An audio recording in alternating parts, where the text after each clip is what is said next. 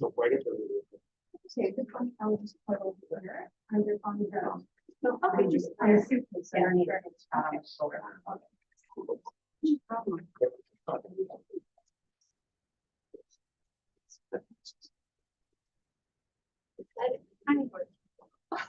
Yeah, yeah.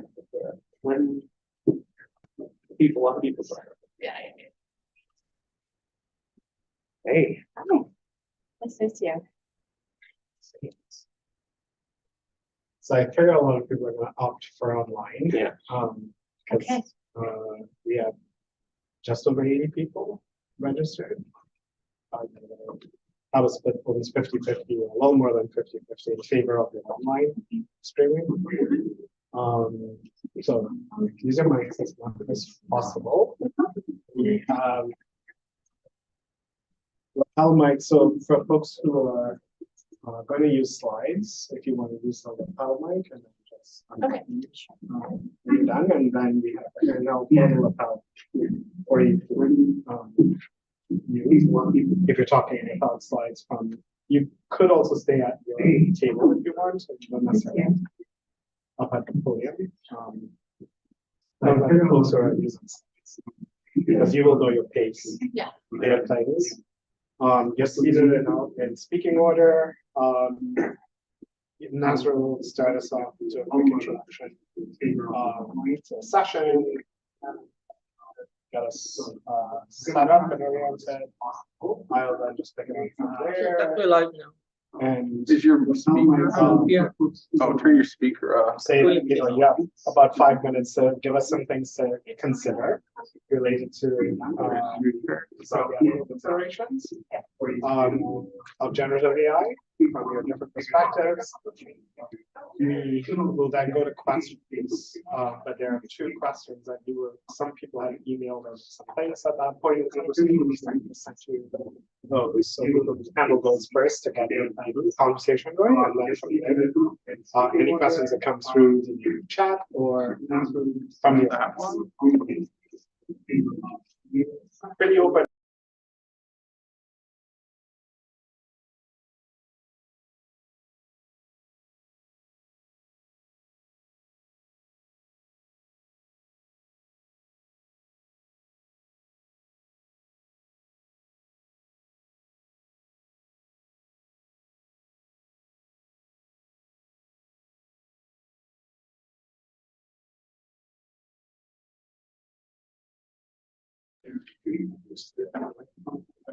I'm hopeful that I never have it. There are any handle those first. Because it's the delay of what you're saying. Oh, yeah. Chat or Weird.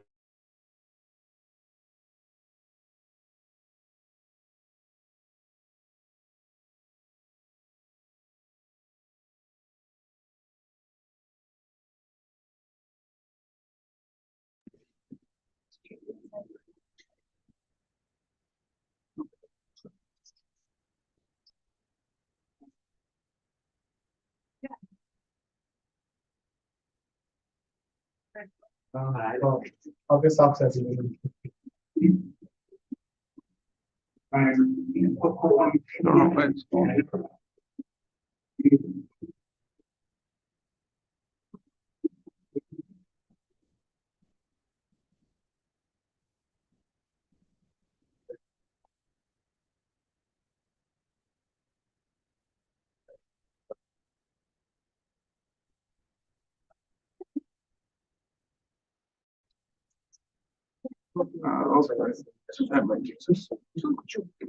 Yes.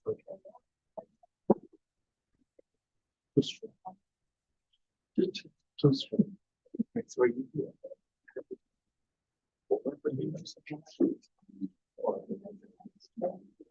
So then,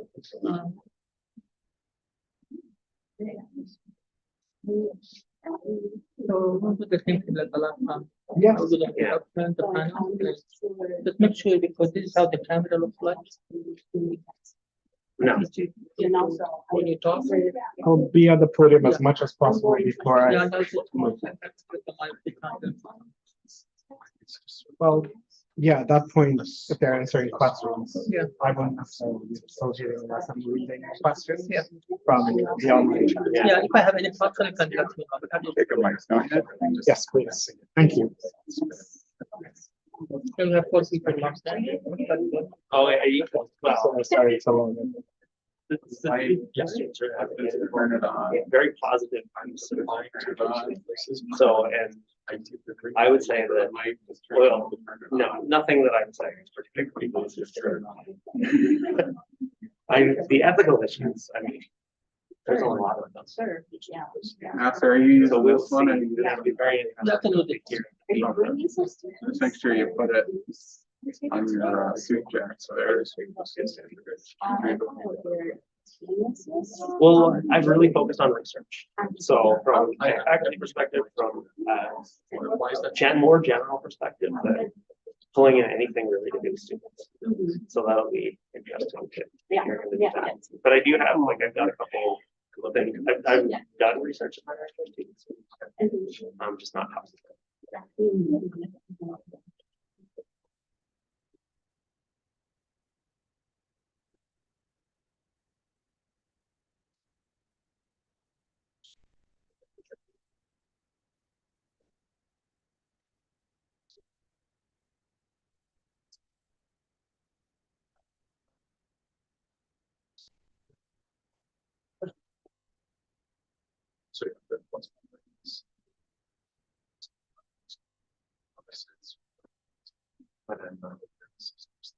I was right on Tuesday, all last week I had COVID, including Generative. So this was like total last night, trying to pull it together. They're like, I'm, I got the.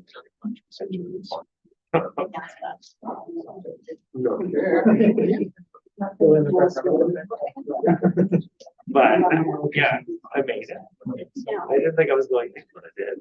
It was wild.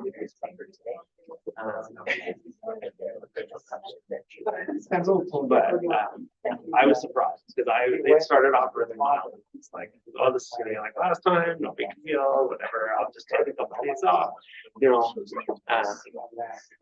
try to avoid working, doing anything, just breathe down. Yeah.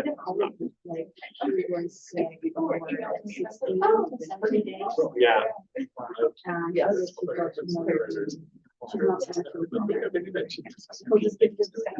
Yeah, it does. Well, my brain's still feels.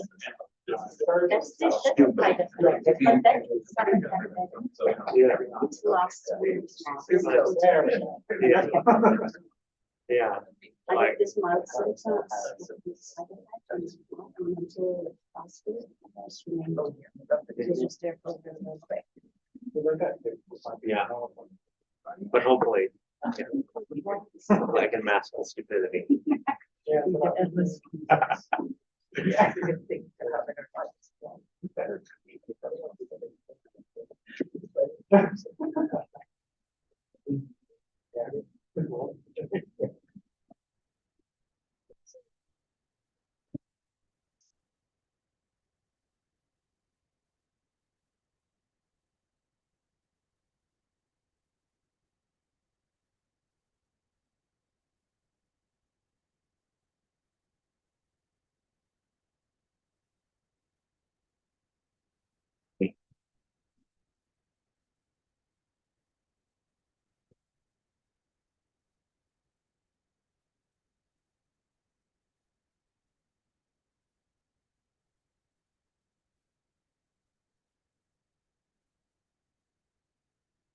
Hello, everyone. Thank you for coming to attend this panel, whether in person here in Stockholm Library or through the YouTube channel. My name is Nasir Saleh. I'm the Education Initiative Librarian at Queen's University Library.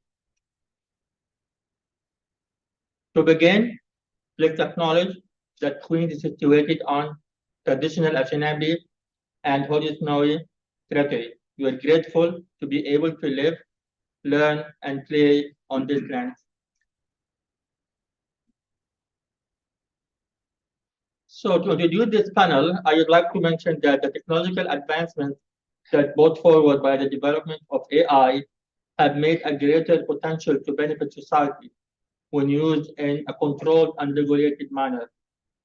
However, that needs ethical best practices to minimize the potential harm that comes with its advantage.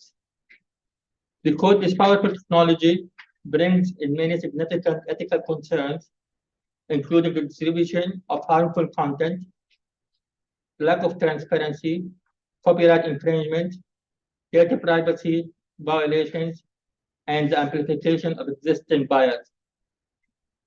This is the second panel we have in a collaboration effort between the Office of VP Teaching and Learning, Center of Teaching and Learning, and Queen's University Library to discuss the impact of disruptive technologies on teaching, learning, and research.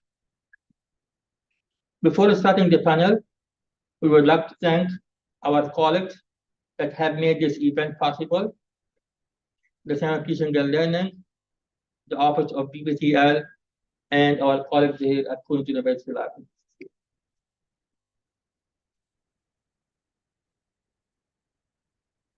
It's my pleasure to introduce the panelists in alphabetical order.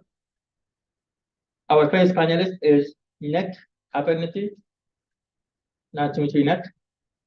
Nick is a fourth-year philosophy major. He spent the summer doing an undergrad student summer research on the use of generative AI on journal articles. He actually focused on the use of LLM co-authorship, and he had so many questions around the treatment of humans versus AI in academic research. And also he had interest in some cross-application of his analysis on the university assignment. The second panelist is Lydia Trolley-Cotton. Lydia is a PhD student at Queen's University Faculty of Education. She has more than 20 years in experience working as an administrator in higher ed at Cornell, University of Miami, and at Queen's University. She helped many institutions to adopt and use new technology and has led the effort to increase the use of data and analytics in strategic planning. Her current research and PhD is about the disruptive impact of AI. Thank you, Lydia. Our third panelist is Mark Sparks, scholarly publishing librarian at Queen's Library. Mark is interested in how the major scholarly publishing companies are modernizing scholar output, transforming themselves into data analytics firms, and then using that information to build generative AI products. Mark is also tracking how major publishers are adopting policies and procedures to accommodate or prohibit the inclusion of AI in publications. Thanks, Mark. Our fourth panelist is Dr. Pinar Tudjo. She's an assistant professor in the Department of Sociology at Queen's University, specializing in digital justice. She earned her PhD at the University of Kassel in Germany. Pinar had called an interdisciplinary grant project called Recoding Algorithm Culture, which received funding by the Volkswagen Foundation. She recently published papers on cyber colonialism in both German and English, and she's working on the notion of cyber culture.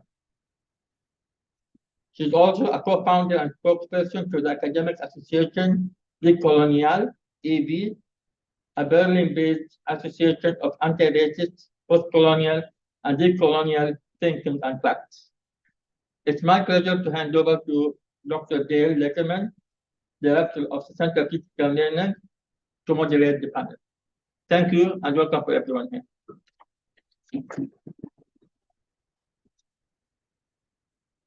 Thanks, Nasser.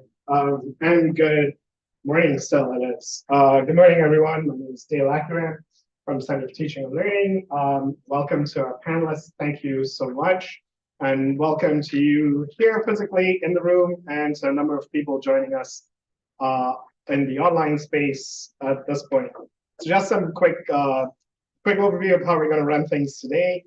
All of our panelists have prepared some thoughts some provocations and some things for us to ponder from their particular perspectives. And that's as much alliteration as I can do right now.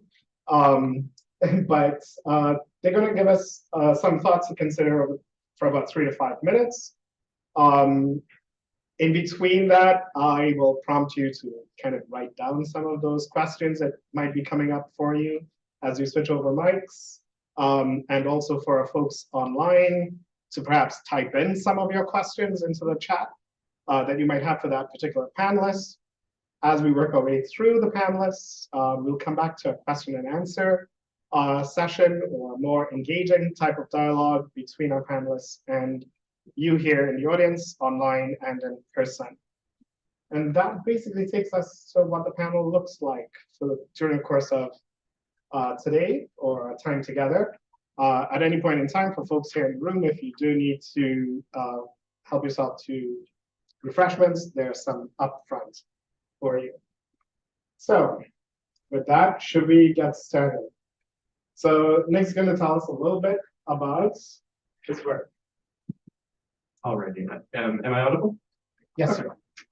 So I'll begin with some super quick background on my research. I spent my summer doing a USSRF, and specifically, I wrote a paper arguing that journals should allow large language models to co-author academic articles. Today, I want to summarize some of my analysis for you and then share some additional reflections. Note, I'm going to be condensing around 9,000 words into 5 minutes, so please forgive some oversimplifications. The main question I want to discuss today is, should journals allow what I'm going to call heavy LLM usage, which is to say LLM contributions that are akin to those of the average human co-author on the average journal article? The way I see it, there are 3 main arguments for allowing this usage. The first is it lets people make articles faster and easier. This frees up time and energy for other important things. Second is it allows people to make more readable articles. This is particularly important for example, ESL researchers who can't afford to hire English language editing. This matters because these researchers are very underrepresented in the academic literature in the status quo. Third, it allows people to write more interdisciplinary articles. This is because LLMs have access to more information than any human expert ever could. And I think interdisciplinarity matters, generally speaking, because it increases breakthroughs in research. However, there are many, many arguments against allowing heavy LLM usage. I'm sure we will hear more from some of my other panelists and hope they'll get a chance to respond to those. But I'll just give a few and my objections now. The first one is perhaps the most obvious one, and it's the plagiarism argument. Many people argue that LLMs merely regurgitate their training data without accurately citing their sources. I have 3 main objections, or at least 3 I want to discuss right now. The first is that LLMs don't always plagiarize. They can and often do rearrange old words into new ideas. Second, journals can and should require humans to eliminate plagiarism in many cases by adding accurate citations, specifically in the case of fact claims. I could discuss later what kind of a miscitation this is, because I grant that it is one, but I don't think it's plagiarism. Third, the main rationales for banning plagiarism don't really work in the case of LLMs. For example, many people will cite dishonesty as a reason to ban plagiarism, but there's no dishonesty so long as you credit the LLM as a co-author, given that the average informed reader will understand what's going on here, and that not all of the ideas in the article came from you.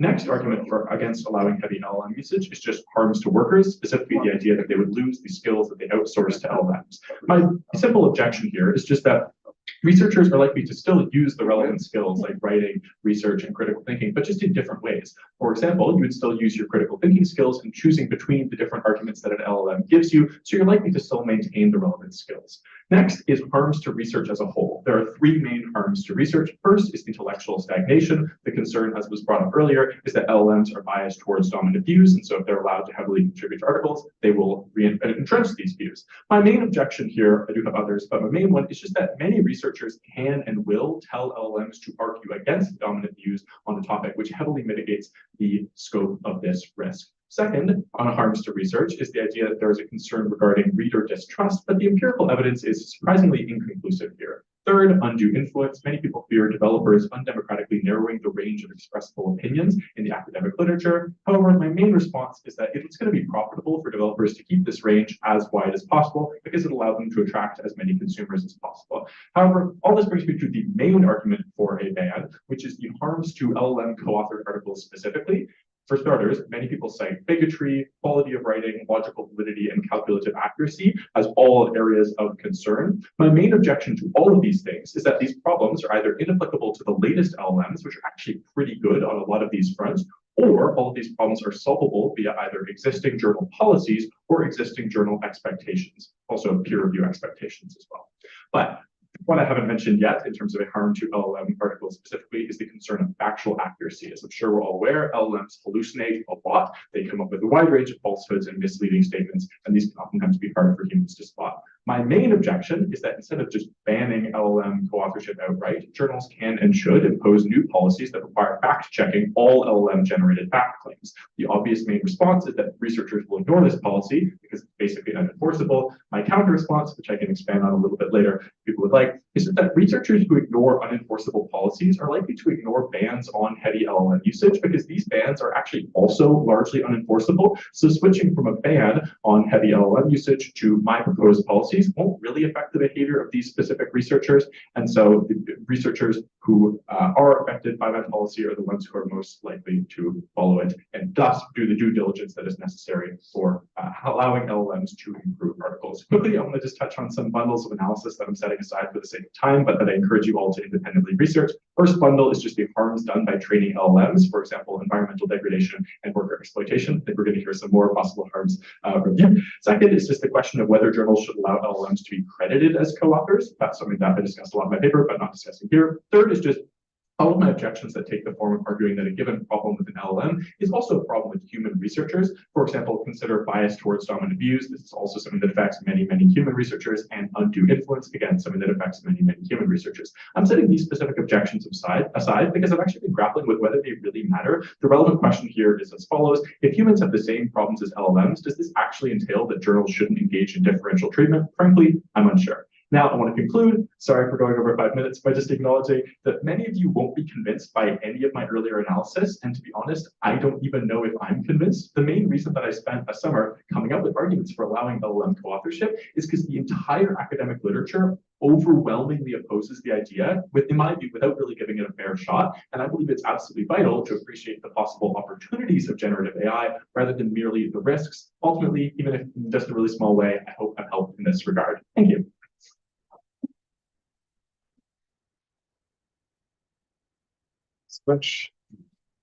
Thanks so much for that, Nick. While Lydia gets set up, this is a good point to write down many of those sort of questions. Nick posed quite a few interesting arguments for us to consider and to think through with us. Online as well, for folks that are online, please feel free to begin adding your questions to the chat feature that's there.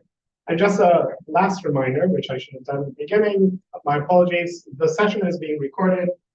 We will stop the recording after our panelists are done presenting and in order to engage freely in conversation.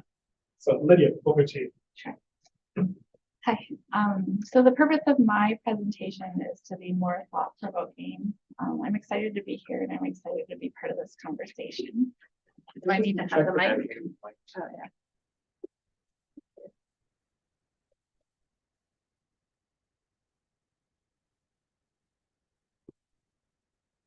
Is it on? Can you hear me? Hello? Yes. Yeah. Yes. Okay. All right, great. Okay. So the purpose, as I mentioned, of my presentation is to be thought-provoking. I'm excited to be here and be part of this conversation, which is increasingly evolving. Just yesterday, I saw in the US news regarding the executive order from the White House to monitor and regulate AI. This is changing so fast and it's really hard to keep up.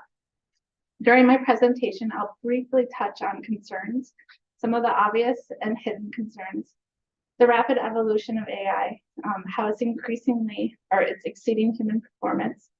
I'll briefly touch on student, employer, and faculty challenges, and I'll finish by suggesting that we should continue conversations on how to embrace it and how to provide, and I'll provide a list of helpful resources. Okay, so if we visualize the concerns of the iceberg, yes, I used AI to create this iceberg. There are plenty which are obvious and many which are hidden. There are questions about the usability of generated content, the ethics, disclosure, ownership, The University of Waterloo has excellent documentation highlighting the key concerns regarding the source material used to train AI and how it must be legally copied. And yet, generative AI rarely shares information about source material. There remain concerns regarding decreased incentives for learning and how it may limit new knowledge creation. There are concerns around verifiability and quality. If researchers and students are using these tools, can studies be reproduced? Applications were created sometimes quickly, and there are thousands of them. Let's not forget about accessibility. Some of these products cost money, and not all of them are accessible in every country. So for example, Google Bard, I still cannot access it in Canada. There are continued concerns around security and privacy. When you upload something, where is it going? Who is using it? And how is it being used? Disclaimers are not always transparent or available. So while I was putting together this presentation, I did a bit of research looking for available AI research tools. And I stumbled across Consensus. I had never used it before, so I tried it out. The aim of the application is to help researchers distill application or academic publication. And honestly, it was pretty amazing to use. You're able to filter studies by type, details, journal rating, etc. And as I was using the tool, this disclaimer popped up.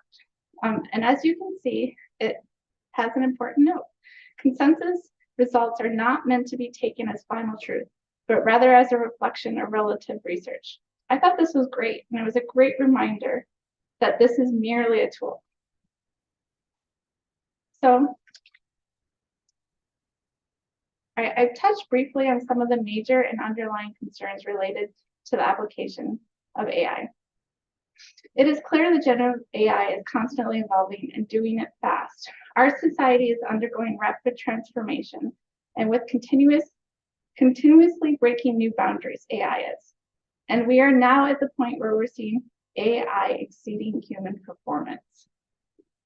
This graphic, which was produced by Our World in Data in 2021, so it's quite old, gives a nice display of how fast the systems have improved within the last 2 decades. Look to the right of the graph, and you'll notice reading comprehension and language understanding, with reading comprehension outperforming the rest. So, with recent improvements, it means that using these tools is becoming increasingly helpful. We're seeing students quickly embrace using these tools in their own learning. We also know that there is and will be growing demand for graduates who know how to ethically and effectively use these tools. And yet, universities, ever slow to change, are lagging behind. Faculty may be using them in their own practices, but they're typically slow to adopt usage in the classroom and with students. So here at the right, I'm highlighting some findings from a study surveying Canadian students on the use of generative AI, which underlines that students are using these tools and looking to our institutions on how to use them. And it highlights they would like to see the adoption within the classroom.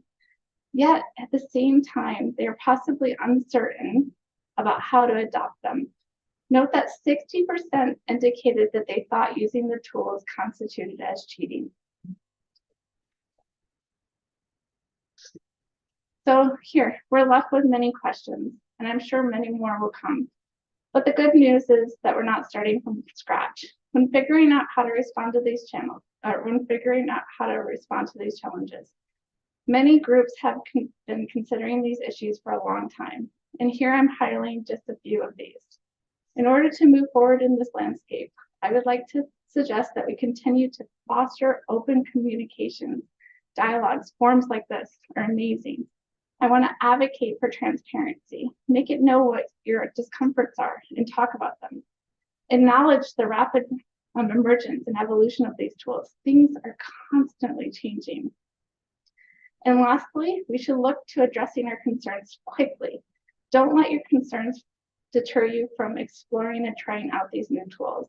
Figuring out how to embrace them will improve our research and help our students.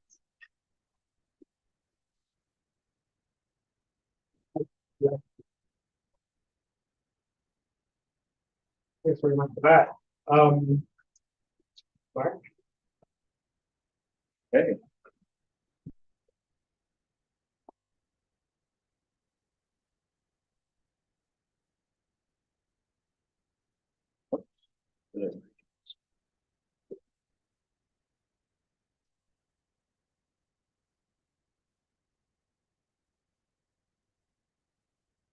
Can everybody hear me okay? Perfect. So hi, everybody. My name is Mark Swartz. I am the scholarly publishing librarian here in the library.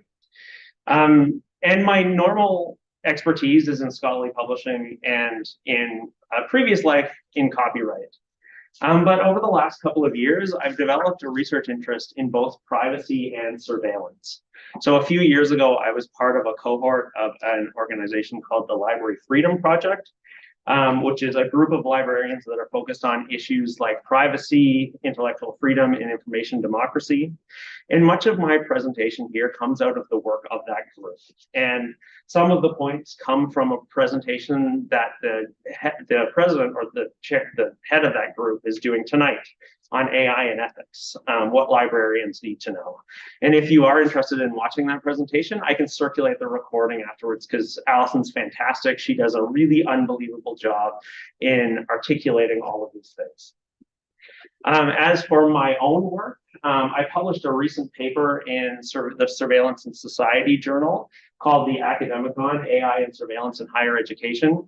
And this paper outlines some of the AI-driven surveillance technologies that are experienced by students and walks through a week of a student's life and the surveillance technologies that they encounter through these tools that are designed to make their life easier. And I've also been involved in writing a number of submissions to government consultations. In another past life, I was a visiting program officer for the Canadian Association of Research Libraries. And we participated in a wide variety of privacy and AI-related consultations, including two in the provincial government and one for the federal government. And I'll talk a little bit about that too in a minute. But I'm also part of a major research project right now called Resisting Surveillance and Scholarly Publishing, where we are examining the surveillance practices of academic publishers as Nasser outlined in the introduction that he provided to me.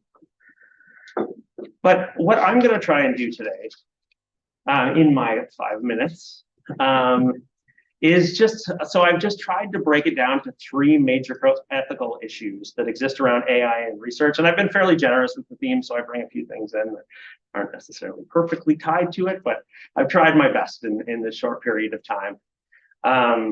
And my view is a little bit of a contrarian view in comparison to the other 2 presentations. So I think that's should make it interesting.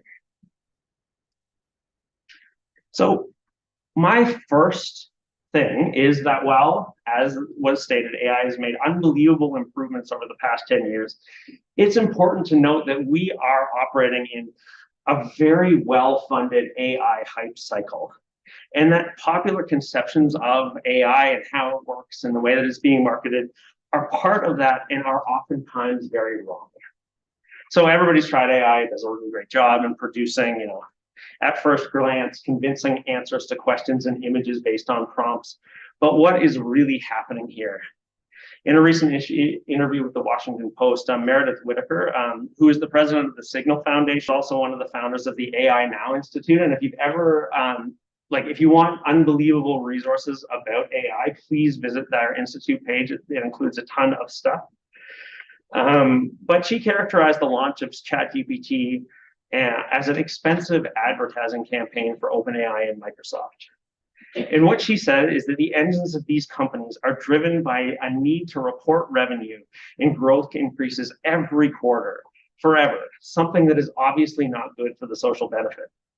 And she goes on to say that Silicon Valley runs on hype.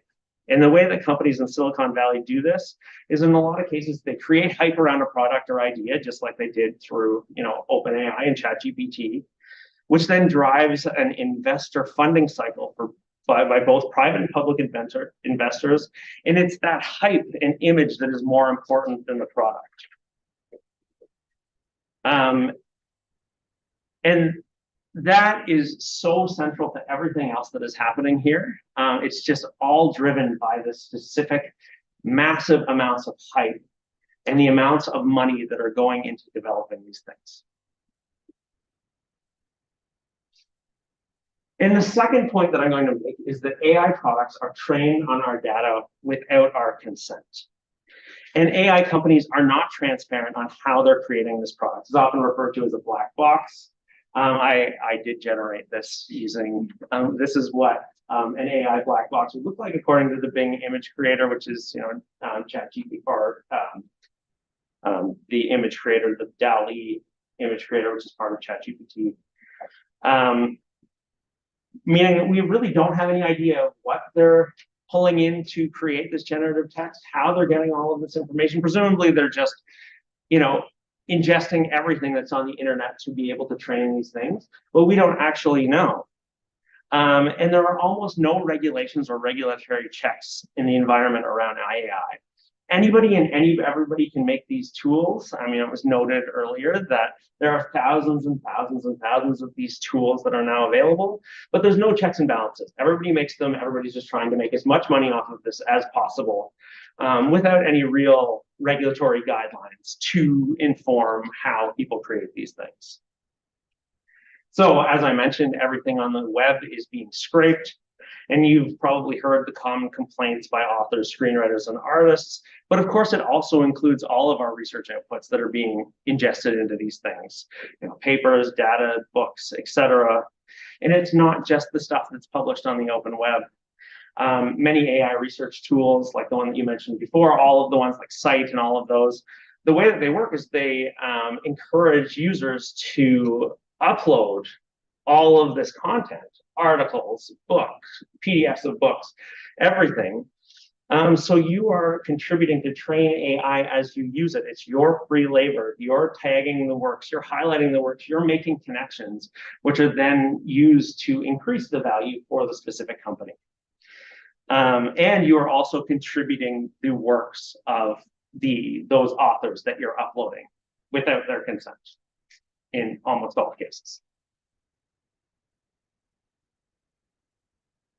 And just to add to this, I know this was touched on briefly before, but AI, we have this conception that it is just a computer that is able to do all of these magical things. But there is an unbelievable amount of people behind all of the work that is happening. And much of that work behind the AI tools, the tagging, the inputting, some of the analysis is done by extremely low-paid workers in the global south. We often think of AI as, like computers are not, it's kind of a misnomer that it's just intelligent computers that are doing all of this stuff. But this data often requires human intervention. And as was mentioned, it is unbelievably carbon intensive. It's using enormous computing power and massive amounts of fossil fuels every single time that you're doing a search. And this is kind of my current research interest. It relates to the big publishers who are all getting into this game. Elsevier, one of the big publishers now, has Scopus AI, which uses all of the published papers that are indexed in Scopus to create concise, trustworthy AI-based summaries of your queries. Now, they don't ask you as an author to do this because you've assigned the rights to all of these publishers, and they are going to monetize all of this stuff in any possible way that they can find. And so Elsevier, for example, adding this to its stack of services that it then resells to institutions for a fair amount of extra money.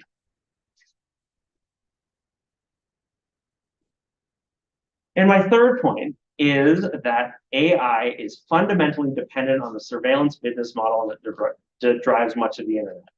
And we saw this in my last example. Users are constantly feeding user data into the system, adding to the value of the product by producing better results. So there's that.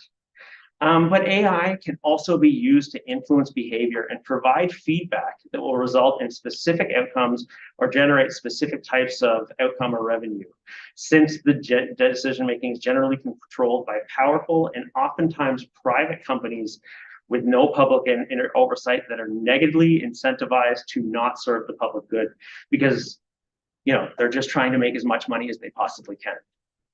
And so I think that we definitely have reason to be concerned.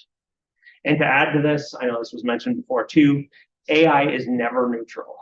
It is influenced by the content it ingests.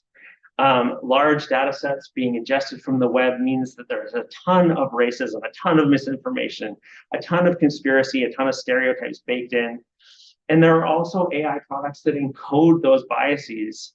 For example, the PredProl, which is a predictive policing app, which is a mapping app, which just renamed itself from PredProl because it's kind of a negative connotation. They call themselves Geolytica, but they do basically the same thing. But they've labeled Black and brown areas in cities as high crime areas, just through their predictive engines. And finally, we need to remember who is funding this stuff and who may be baking their worldviews into these products. And many people that are funding stuff in Silicon Valley are involved in the alt-right. They are eugenicists. There are people like Peter Thiel or Palmer Luckey, the person behind. And if you just Google those names, you'll find a ton of stuff that you wouldn't necessarily want behind your company. And he's the guy who created Oculus. And this is hidden behind the hype and that concept that AI is artificial intelligence and it is neutral. And technology is never neutral. So what do we do about all of this? And I know this is very different than the last two presentations, which I think it's a good counterbalance to everything. First, I think that we need to demand regulation and fair laws from government. And both the Ontario and Canadian governments have been doing studies about AI, as I have mentioned, and participated in some of them. And we need to demand transparency, accountability, environmental controls, antitrust, and copyright that regulates capture by the tech industry. And right now, if you're interested in participating, there is a AI consultation going on in the federal government. The library organizations are participating. A bunch of the universities will be participating as well. And that one relates to copyright. And I think the deadline is the beginning of December if you're interested in taking a look at that. But in addition, we need to stay educated ourselves. We need to be wary of anthropomorphized language that erases the people and companies behind this technology by making the AI seem human or sentient or whatever it is. We need to watch for uncritical media attention and never fall into that trap that technology is neutral or technology is inevitable, because we do have some things that we can influence in relation to this stuff. So much of it is based on marketing language and all of that, and not necessarily in reality. And we need to keep talking about it. I think it's fantastic that we were able to have this event, but we need to keep the conversation going, including more comprehensive workshops than my short time here, and seminars, but also conversations with colleagues and decision makers. And I'm really excited to be able to get the opportunity to talk about some of this stuff, and I hope that we can keep that conversation flowing as AI tools become more and more of something that people are using and talking about. Anyway, that's me. And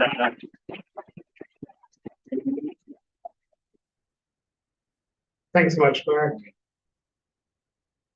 Our last speaker, Dr. Pinar Chuju, is going to wrap things up. The panel, just as Mark gets settled there, they were in a little bit of a debate for or against earlier on before we went online. So because there was a little healthy conversation happening in the background.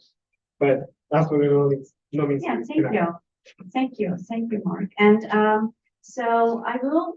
This was excellent because I will just build my argument with Mark on Mark's remarks. So, but let me start with saying that the issue is much more complicated than being against or being for, particularly for technology, or being against for AI. Are we advocating or are we rejecting completely AI? So, but I would like to remind you all that, especially those who are born in 1980s and before, so when internet started to, when we introduced to the internet, let's say when it started to become part of our life around 1980s, 90s, sorry. So we thought that this is a utopic world, right? So we were like, it's going to be a borderless place, going to be a genderless, raceless place. So the celebratory tone was very dominant, and we embraced that. And particularly like when you read John Perry Barlow's piece, Declaration of Independence of Cyberspace, right? It's very like coded in this manifestation, but also cyber feminists, right? They were also very, very happy and hyped about the internet and its potential. And this was not wrong. This was really, it did have that potential, but what we did with this potential is something else. And so what happened now, we know that we are not free of that any kind of those identities or those social status or when we are online or when we're using computer technologies. And in actuality, identity politics in particular, talking as a sociologist, so became even more accelerated and controversial and divisive, right? So as a result, now we cannot really hold on that idea that it's a place where we are liberated from our own identities. However, we continue to believe that internet technologies free us from labor. So that's our perspective. We think that we are now in kind of post-labor age, right? So, for example, it appears that generative AI holds the key to improving our overworked lives because we are overworked and keeping up with the rapidly changing world, because it's accelerated, does the labor in a very quick speed. And so, because of the fact that the nature of the labor that is incorporated in these technologies appears to be ambiguous, right? So it's not really visible to us. We don't see, there's no factory, right? There's no specific building or any kind of stuff that we can observe it or feel it. So because the product itself is a result of a different kind of labor entailing a different kind of production process, that's why it becomes invisible. And in this regard, you can actually compare the labor that is ingrained in this computing technology or generative AI. You can compare to the labor that is embedded in household work, right? So domestic work, care work. So that's why it appears to be invisible. But there is a work done. So the mode of production, rather than the result itself, that gives us the impression that there is no labor involved. Particularly when we think that it is particularly computer technologies, I'm repeating myself, but generative AI. Because when we look at for instance, we think that it is just a text, it's just an image, right? But when we don't have the sense that actually this is some sort of like labor involved in the process of production of text or image. But we don't have the same feeling when we hold a book, right? Because the book has a cover, the book has an author, and we know how it is produced. Although it is also involving generating certain kind of knowledge or a text. So we are talking about the authorship. So the laborious nature of, or seemingly laborious nature of generative AI or computer technologies in general gives us also the impression of it is authorless, right? There's no author, there's no authorship. This is how it looks to us. And so what happens in the sense, so because it is because of the impression that is labor or author free, we believe that we are entitled to claim authorship over that particular product. Doesn't matter if it is in the form of text or image, because we were the ones who actually inspired it or prompted, like when you're writing the question, right? In the form of they said, oh, I asked the question. I'm the original generator of that particular body of labor. So since we witness is the process of the production of it, we think that we are the author of it. So that's our illusion starts exactly there. However, the reality is what I'm going to just call it right now, tentatively, we are delaying the labor. Because actually, we are still the ones who are doing the labor because we give still the input. However, it is not the work that we are expected to undertake. So we are doing the labor because we give a lot of input, and our inputs actually, because it is called generative AI, so it's a generative form, very much relies on its variables and algorithmic parameters are very much relies on our inputs, our creation. We enrich it. Everything doesn't matter what we write. Everything enters the system as data. So this is how it produces itself. So when it engaged deep learning, so-called deep learning, actually we are become the very motor, the very sense of this type of deep learning process, right? This is what we do as users. So we become actually the worker in this sense. Yet, so when we say that, oh, I'm okay with that, you know, which is a ridiculous thing to say, but let's assume that, okay, it gives me something, so I'm okay to give something, which is a free labor, to be honest. So still, we should also remember that we do not only delay our labor, but we also assign the work to someone else in a cumulative manner. Because the work is transferred to another worker, it becomes another worker's burden. So the work itself is not disappearing. It's not a free labor work.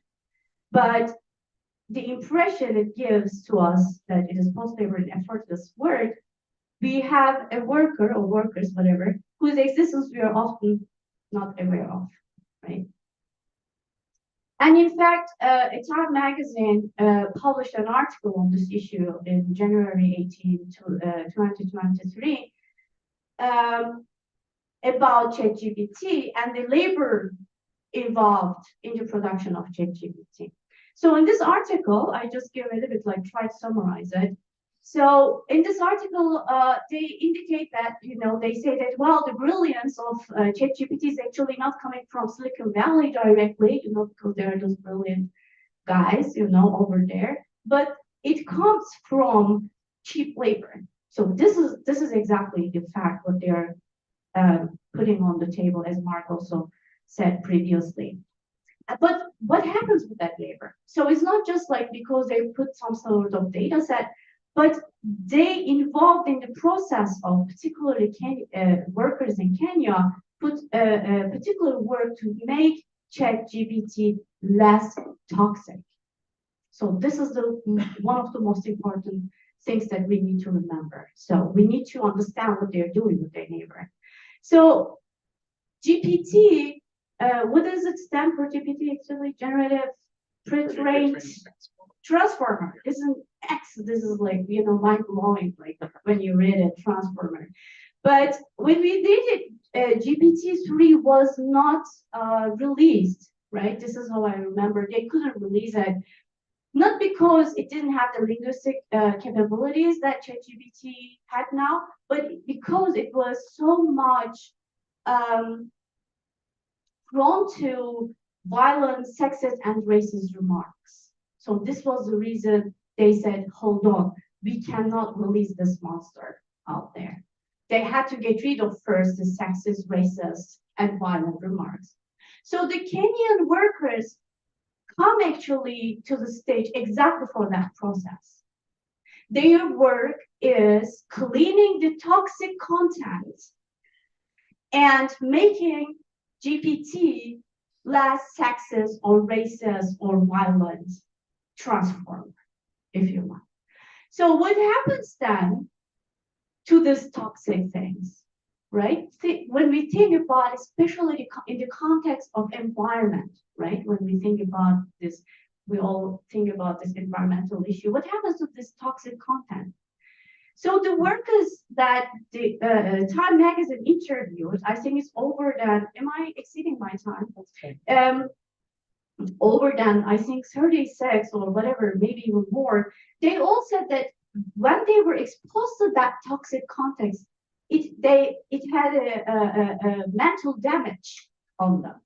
So they were mentally damaged as a result from freeing this sexist and racist and violent content. And this is a similar case with content moderator, right? This is also a phenomenon. Those people are also holding up Facebook or any kind of social media. We don't see those violent contents or racist stuff. We think that, oh my God, it's such a safe space, because actually those people do the care work. Because those people are exposed themselves to incredibly toxic form of data for us. So, but they are also cheap labor. So we see then here the aspects of what I say, one very simple aspect of cyber colonialism, right? Because those workers are also located mostly, not always only, but mostly in the global south. Kenya, India, and Uganda, right? And the Philippines, for instance, Manila is one of the centers for content moderators and so on and so forth. So I'm trying to just like come to a little bit more, maybe more provocative, because I'm sure I'm saying everything what you know already. But meanwhile, after like talking about the cyber colonialist things, you know, that we're just starting to understand and put in vocabulary. But I'm a little bit also unsettled by the anxiety and also a little bit about the panic that we're having in our academic environment, right? So, because this is what we're reading. Oh my God, what's going to happen? Students are going to use ChatGPT, and what's going to happen? What's the future of academic writing, and so on and so forth. This is but this is what Mark just said, right? This is the hype, right? This is the hype that they're advocating, they're putting out there, and the hype works very, very much with this kind of panicking, anxieties, and fear. And as well as funding, right, with the foundations.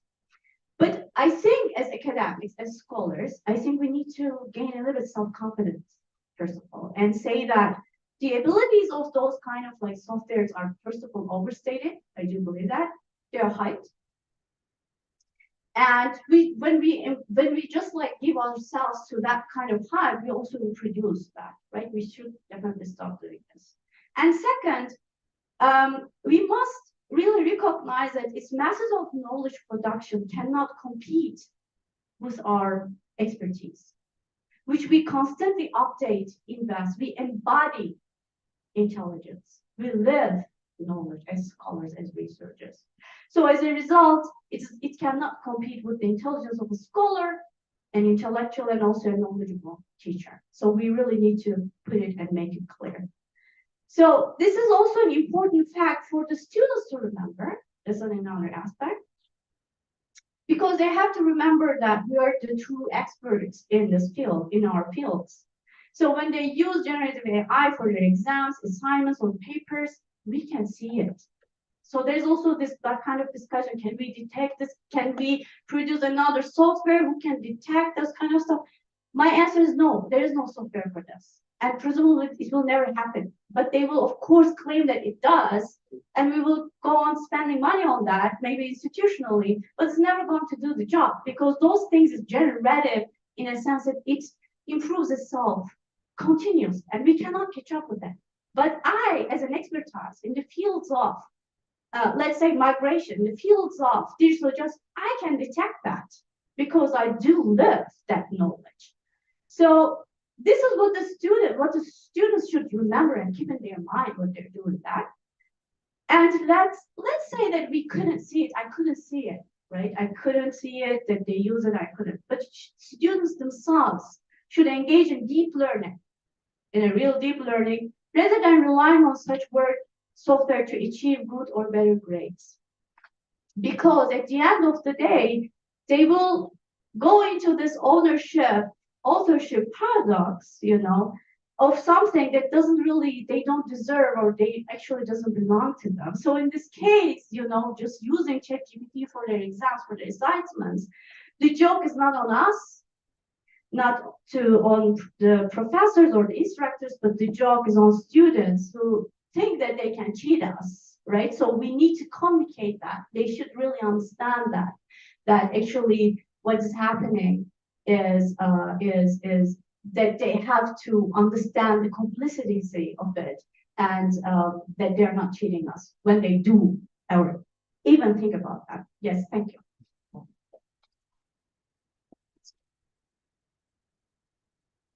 Thanks very much to all of our panelists as we sort of switch gears. So we'll stop recording at this point in time and get into some of the questions that you might have. So I'm buying you a little bit of time.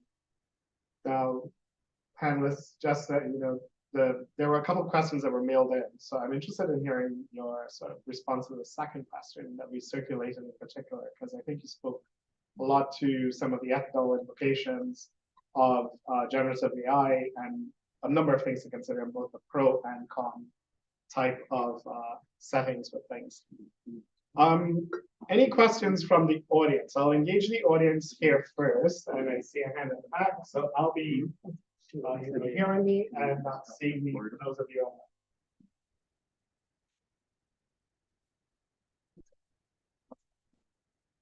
Awesome, thank you. This was so great. Thank you for doing this. My question is probably best here for Mark. I do a lot of work in the open educational resource space, and there's been debate previously or different thoughts around the non-commercial NC tag. And I'm getting a lot of questions from colleagues about whether throwing NC on OER work will help to protect it from being scraped.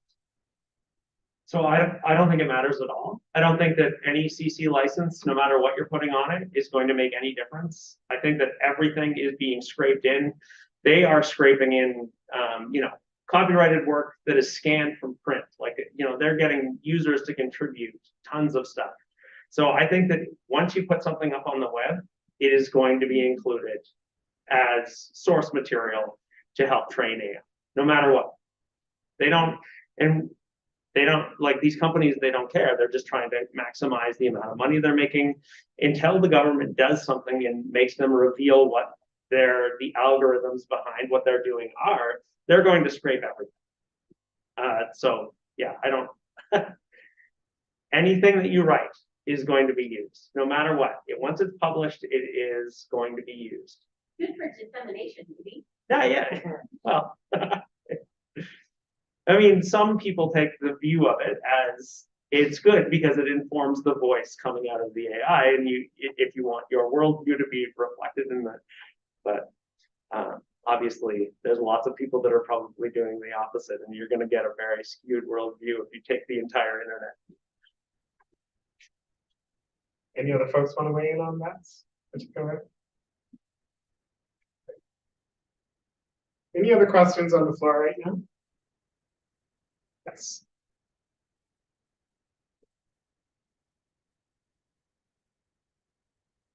Thank you. This has been a really interesting panel presentation.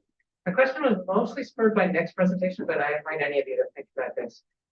I reflect in my capacity as on editorial boards for 2 journals, and just the idea, particularly along empowering scholars who aren't represented well, English as an additional language, or others. I'm just wondering if we're shifting the burden towards what needs to be checked, because I see situations where a manuscript sent back saying, check the English, and here's a bunch of flaws in the way you've written up the manuscript, just conceptually. And they get all this author response. If a generative AI was told to take the reviewer's reviews and the original manuscript and just fix it, it's fairly easy for reviewers to detect, poor English, but it's not as easy to detect that they just made up a new sample size or something like that. So just wondering, and it relates to the companies that just want to publish this stuff and whatever, that what's fueling this, what sort of, anyway, get you to reflect on that. I'm not sure that I have a direct question. Thanks. Thanks for that. Yeah, so I agree with a lot of that. For starters, I think that one of the big problems that is going to arise very soon is just that journals are going to be flooded with AI generated. They already are in many cases being flooded with AI generated papers, and many of these papers are going to contain conceptual errors, methodological errors that aren't easy for peer reviewers to spot, that aren't easy for editor-in-chiefs to spot, etc. For me, the interesting question then becomes, given this, what specific policies are likely to be useful? Because as I said in my presentation, I don't actually think that just flatly banning LLM co-authorship is going to do much to help with the flood of all these low quality papers, because someone who's submitting a low quality paper that has a bunch of sort of fundamental errors in it, they probably aren't going to be meaningfully deterred by just by a thing on a journal policy set that says, hey, you can't use LLM for this paper. And so I think that the biggest change is for researchers who are honest, who are upstanding, who want to do a good job, who double check their work, who are not that likely to have major conceptual errors or methodological errors. And for those researchers, especially those who are in the developing world or otherwise English as an additional language, I think it can be really useful on the readability front specifically to be allowed to extensively use an LLM, not just after the fact, not just once you've already written the paper and then have a LLM come back in and fill in the gaps or change sentence structure, et cetera, but to be instead allowed to use it all throughout the drafting process, the rewriting process, the editing process, et cetera. And my main reasons for that are, as I mentioned already in the paper, the pragmatic benefits of fighting the underrepresentation of these groups, but also just the principled benefits of this being an epistemic injustice, that these groups are locked out of the very best journals that give you access to the broadest reach and all that. So I know that wasn't really a perfect answer to the question, but I'm allowed to sneak out of it because you said that it was more reflections than the question. So I'm allowed to also respond to reflections. Thanks, Nick. Good night.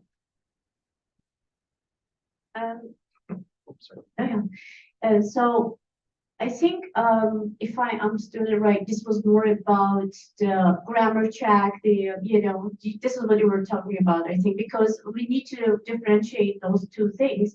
Poor English doesn't mean that people are writing poor quality paper. So these are two different things. Again, we are talking about knowledge that is embodied on paper, and then we're talking about the practical use of, let's say, generative AI to check, for instance, if someone is a non-native speaker, to check this person's, paper on the basis that grammatically checking if the phrases are used correct and so on. This is completely different, something else. So we need to differentiate those kind of users, because I don't think exactly my position to that idea that it can check the quality of paper is something else, right? I don't know if any kind of like generative AI or any kind of software can really check the quality of the paper in terms of like because it does also itself reproduce wrong methods and wrong concepts, right? So I think we should definitely differentiate those two kind of stuff in order not to reproduce again, it's pragmatic use, right? Practical uses, but also its uses in the sense of like how we define if something is good or bad, right? Or poor or rich. So this is just what I wanted to add. Yeah. Yeah, no, go ahead. Just one additional illustration of where this might be useful is in the context of multilingual large language models. Increasingly, companies are developing language models that you can speak to in one language and then they can output stuff in another language. So there are going to be many researchers who have a relatively poor sort of understanding and grasp of the English language, but obviously a very solid grasp of their own language. And for these individuals, it's very unlikely that just having the LLM serve as a grammar check on an English language manuscript has already been written, that's likely to not be very useful for them. By contrast, if they're able to give the LLM all of the ideas that they have for a paper and express those ideas in their own language, have the LLM then flesh it out and also translate it, I think that's likely to be particularly useful in those kinds of cases. Yeah, and just to finish, I'm going to put my scholarly communications hat back on for the end of this question. But we are obviously in a situation in many journals where there is a crisis in peer review, in that it is almost like we're dealing with a situation where we are having, even before generative AI, a massive increase in the number of articles that are being submitted to journals. and a decrease in the number of people that are willing to peer review those articles. And it is a big time problem for tons of journals. And inevitably, these big companies are going to implement AI peer review, whether we like it or not. They're already kind of talking about it. I think there are a few products that are potentially, being that first peer reviewer for articles. I don't know exactly how to feel about that, but it's going to happen and it's going to come. And there was an article, I think it was published on Friday in the Scholarly Kitchen about how much AI is going to be used as a tool to just keep increasing the number of submissions by authors that are just, the whole publish and perish thing. They're trying to publish as much stuff as possible. There's tons of journals that are just, willing to push these things through with kind of limited peer review and all of that jazz. So I think that's something that we're going to have to deal with in scholarly publishing. I'm not sure exactly how, maybe more open peer review, that kind of thing, but it is something that I've been thinking about anyway. I know there's absolutely no answer to that in that, but it is a major problem for academic publishing generally. Excellent.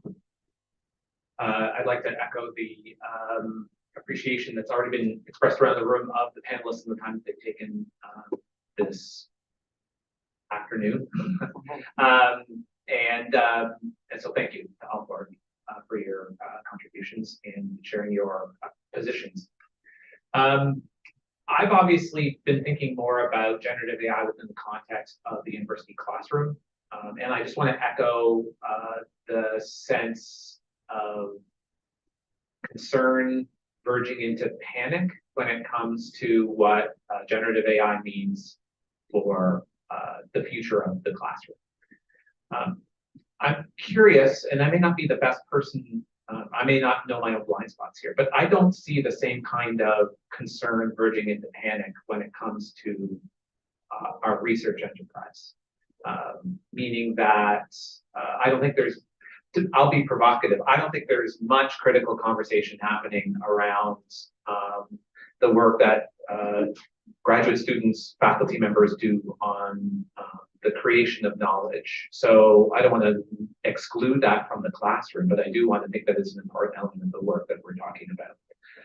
Mark, you acknowledged, for example, the crisis in peer review, and that a solution may be, in fact, an AI one that some actors will provide us.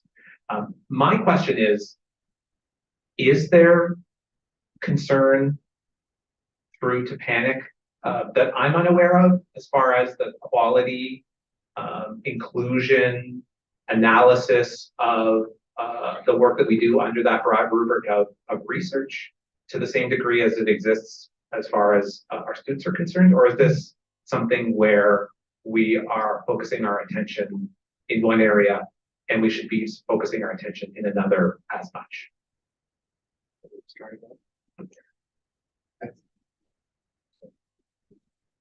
I'm happy with either one. I'll start by saying there is a lot of concern, in many cases bordering on panic. It, interestingly enough, at this point, largely takes the form, and I know this because I spent my whole summer trying to track down every single source of this concern.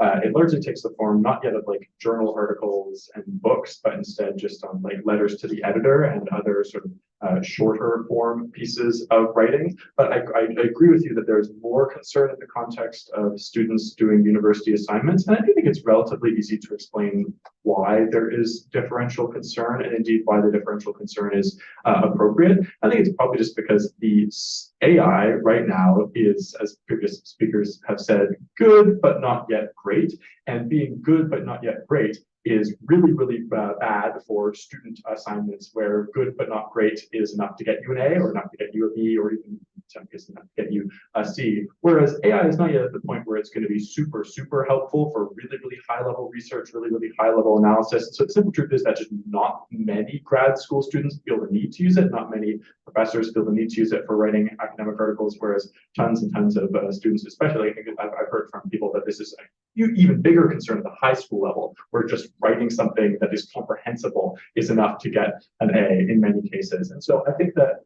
there's a lot of concern, to sum that up, there's a lot of concern at the research and at the highest levels, but there's less, and I think there's good reasons for there to be less.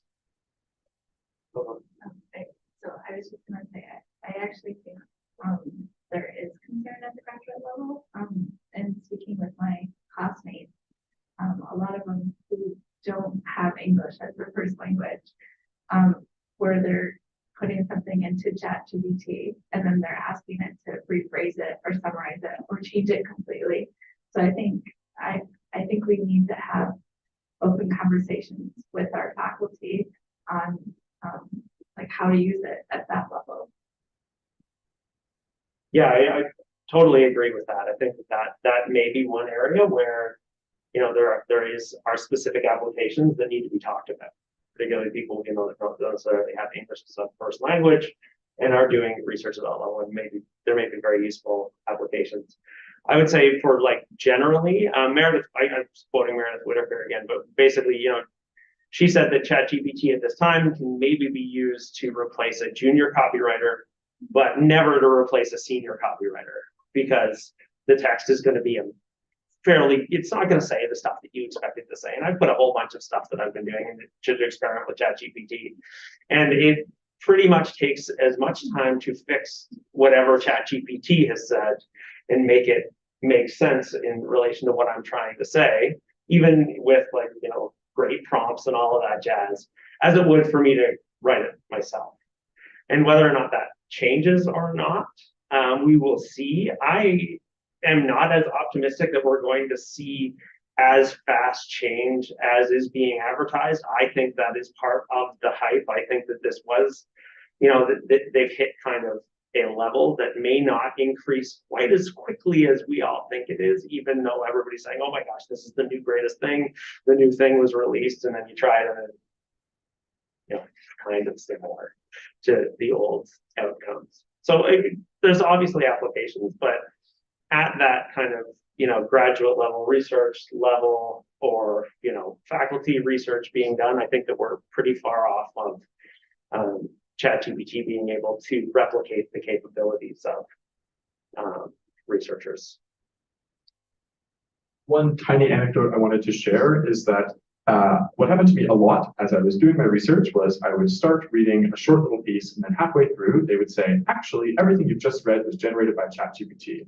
I am not that smart, but I'm not stupid, and I'm surprised that it fooled me as many times as it did. I could not tell in the majority of cases that something was being written by an AI, largely because the quality of writing in many of in this research space is oftentimes dodgy. But I do disagree that it's like, so I think the disagreement between us is small. I agree that it's not yet at the level of a senior copy editor, but just the amount of times that I have been fooled by thinking that something was written by a human has been quite a few times over the summer. So it's still pretty good, and it's worth being concerned about. And I actually agree with that. I think that, you know, on first glance, before you do any fact checking, before you do any of those pieces, that it certainly creates plausible text. Absolutely no question. But it's really when you get into the depth of what is like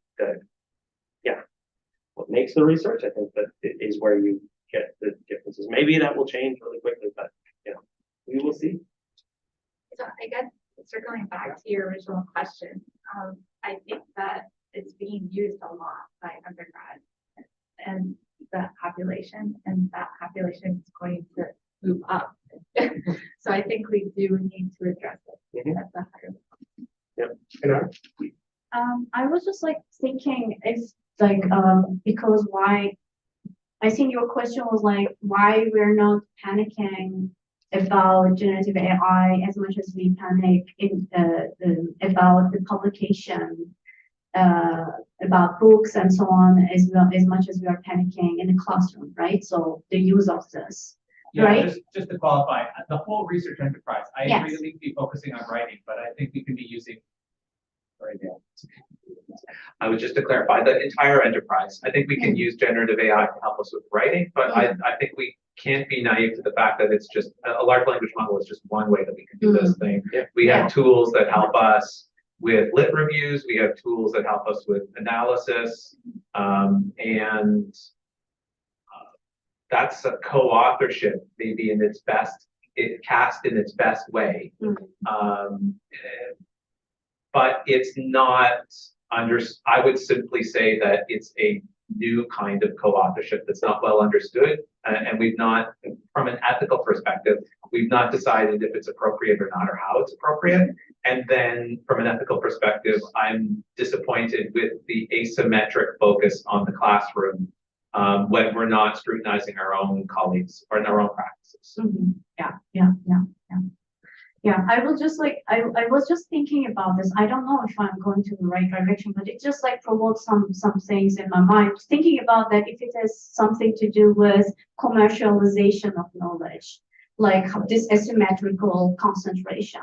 Because of course in the classroom, what we do with the teacher, with teaching, we are less commercialized in the way how it is commercialized in knowledge when it's getting published, publishing houses or journals. So I'm thinking about right now, I'm just like exercising this thought that if this might be the reason for this asymmetric concerns about panicking about this ethical dimensions of AI. Yeah. Thank you. We have a question here. Hi, just thank you all again for taking the time to this and also to hear some other perspectives that I don't think I've always considered. So thank you for that. I just want to open the floor up more generally to this conversation about like technological solutionism and then also like in terms of surveillance and dignity, because we talk a lot of surveillance and privacy, but not necessarily the dignity aspect of it. So on one hand, if this is being introduced in terms of efficiency and need for just efficiency in general, that's why we're implementing AI, and then also on like the student level that we're seeing in classrooms, the pressure students face to kind of even engage with this to begin with, just your thoughts on like these larger social issues for it to even exist in the first place, and then also what does that mean, for example, like a student gets caught using it, what does that mean in terms of like their surveillance and dignity in that aspect, or even like scholars who are trying to publish or how that, I can't really speak much to the scholarship and publication part because I don't really know, but I'm sure there are issues with surveillance and dignity in that aspect too. So sorry, that was quite loaded, but It's a brilliant question. I mean, from the student perspective, I think that a lot of these technologies are used to specifically surveil students. And they are targeted to that. I mean, the obvious one is like the online proctoring tools that use, not generative AI, we're getting just into AI, but they use, AI to identify if a student is cheating as part of an exam. And that is total surveillance. And if you have time, take a look at my article that I wrote. But it goes through that type of stuff. that is my thesis too. Yeah, awesome. But yeah, all of these things. I mean, anything like, Turnitin or Procterio or Perusal even, where, you're being, an AI is grading your comprehension on, and giving you a score, a comprehension score according to what you highlighted and what you've said about it, is certainly difficult and is definitely stress-inducing for students. And yeah, I totally sympathize. I don't know what I would have done if I'd gone to university at a time when all of these technologies existed that were, it's something weird to have a computer grading your performance according to these types of metrics. Yeah, thank you. Thank you, Christina, for your question. I think this is exactly what we need to think about the analog ethical concerns, because we really need to get rid of this kind of pressure. This generates pressure also on ourselves as instructors and professors, because we think that already we presume that we are going to be cheated by a student.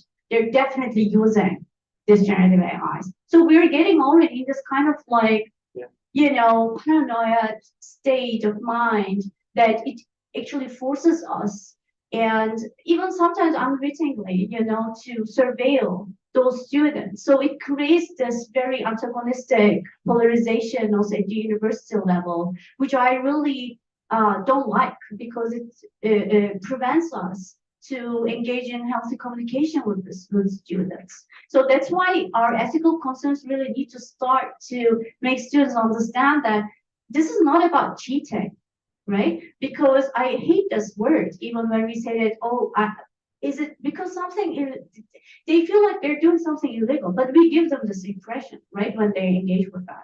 But this is not exactly the problem with this. The problem is we're concerned about their process of learning. because we think that learning happens in the process while you are writing, while you are thinking, not necessarily because when you put the sentence on paper.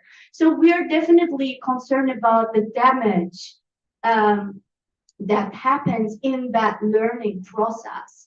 And this is where we see the harm of generative AI in this kind of sense, because of course you can produce a paper, right? But who thought that, right? That's what we actually want to understand. So when you communicate this, that's exactly those kind of panels are incredibly useful. We need more of them to come together also with students and make our message received by them and say that, look, actually we need to cooperate in that before we go in this complete paranoid sense of they're all using it, and there's even no single statistic data for this. Because my colleagues keep on saying that, I'm like, do you know how many students use it? They are like, no. So this is already an assumption that's inscribed in our thinking, and I think that's harmful. This makes us panic. This actually increases our way of involving in surveillance. This also damages our understanding of ethics in an analog sense, as an embodied something that we have to live in these institutions. Thank you very much for that. We have one more question here. Thank you very much for all of this great discussion and the panel presentation. So I'm looking at this from the lens of the global knowledge ecosystem or the global research ecosystem. I hear the word cyber colonialism and the language LLM and that research of languages outside the dominant language of English in the knowledge ecosystem. And I'm reminded of, before even the AI, listening to a talk from a faculty member at the University of Cape Town who was talking about knowledge colonial. So it was a cyber colonialism, but we're in a knowledge colonial era, Dr. Raju, where we have information aristocrats, and they enjoy privileges and rights that have near absolute control of the knowledge ecosystem. And I'm thinking about now we're a year later, but not really that long. We're looking about AI and what Mark talked about with the profit maximizing firms.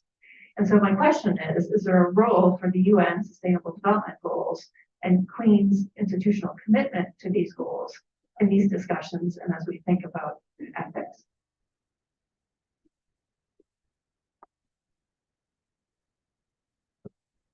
I mean, yeah, I can talk a little bit, but I think absolutely. I think that there is definitely a role for the SDGs. I mean, I don't know. It's like, so that other project that I was talking about, the surveillance project, last meeting that we had, we were talking about like an alternative impact factor that took into account the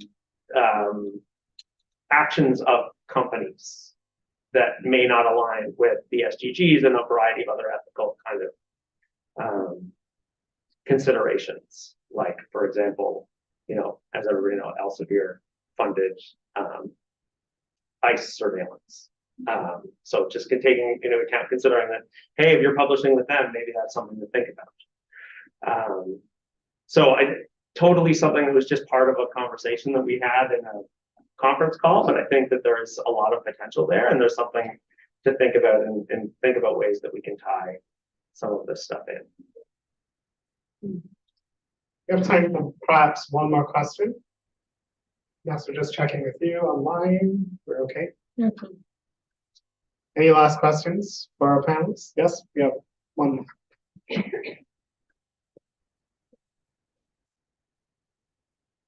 Thank you. This is kind of striking me how much AI seems to be augmenting issues that actually were already there. And then so I'm thinking in terms of like policy and how to go about solutions, rather like sure focus beyond the sort of AI arms race, where we're sort of always staying ahead, or can the conversation be like looking at what foundation was there that made it so vulnerable in the first place? So as like an example, the publisher parish was brought up a couple times, but not that we have been for years looking at that as a very unhealthy way, or, you know, the rewarding of publishing, being with the publishers and not with the writers, things like this. We've known about this for long before AI would ever sort of put it in our face. So just, are there other situations like that where maybe the policy discussion should have been had a long time ago, and maybe we could have cut this one at the cross? Yeah, so I absolutely agree. And specific question was, are there other areas? So I wanted to discuss. So earlier, people, I forget who specifically, were discussing that we need to, I think it was you, that we need to change the conversation, not from telling students don't cheat, but instead telling them don't use AIs in ways that are inconducive to your learning. And I think this is a great idea in principle, but the problem is that it runs up against the fact that for many, if not most students, they view university not as a thing in which you are supposed to learn, but instead just as a way to get a degree. And then when you get that degree, you get a job. It's just you get a blank check to maybe get marginally more profitability once you enter the job market. And I think that so long as we have students having that approach to their university education, that it's just about getting the degree, and maybe even it's also about getting good grades, but those grades are also only valuable insofar as you can get an even better job or even better education, and that gets you a better job. I think it's going to be really, really hard to convince many students that they shouldn't use AI just because it is something that is going to hinder their learning process. So that's another example of sort of chicken before egg, or cart before horse. Yeah, thank you. Thank you for this question. And I think maybe it also gives me a bit like opportunity to link your question with the previous question, because this is also a concern that we had before, let's say, before the internet, before AI or whatever, you know, this knowledge colonialism is nothing new.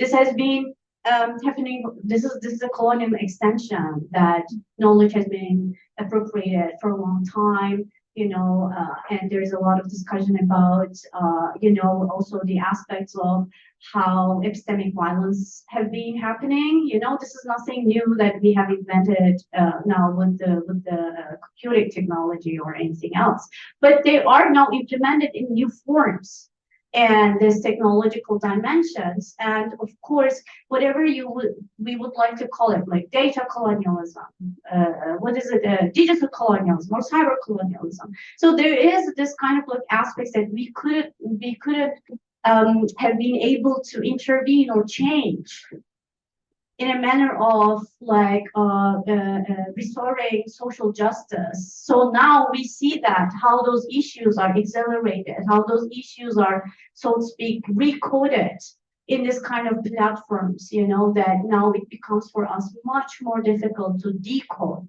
right? Because now it is the technology that is involved, and we are not, I'm not a programmer. I don't know how it gets into written the algorithmic codes, you know. But then meanwhile, I'm a social researcher who are concerned about social justice, who is concerned and working on colonial dimensions and this and that, right? Gender equality and so on and so forth. So I can talk about that definitely, right? Because we have to understand the social impact of technology on our lives, and how actually it reproduces and even sometimes reinvents the social problems that we had previously, right? And this shows that how much we failed to address those issues previously, and that's why now we have to confront and kind of like find solutions, if we can, to those problems in a completely different realm of life. Yes, so I definitely agree.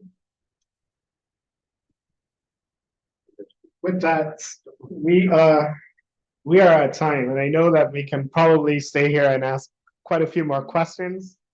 I will invite you to look out. We have 2 more of these panels coming up in the winter semester.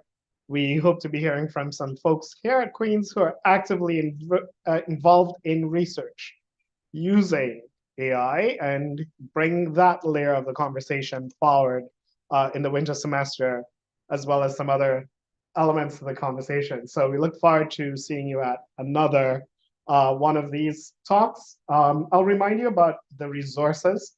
Some of our panelists provided slides with their permissions.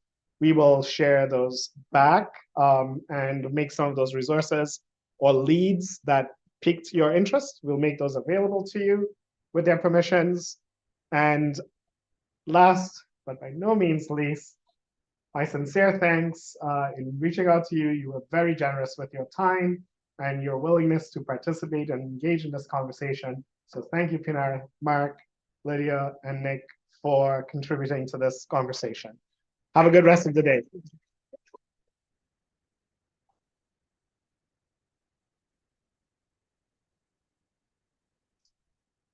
That's great. Yeah. Good presentation. I never got to share that. Well, yeah, there was, yeah, I'm gonna-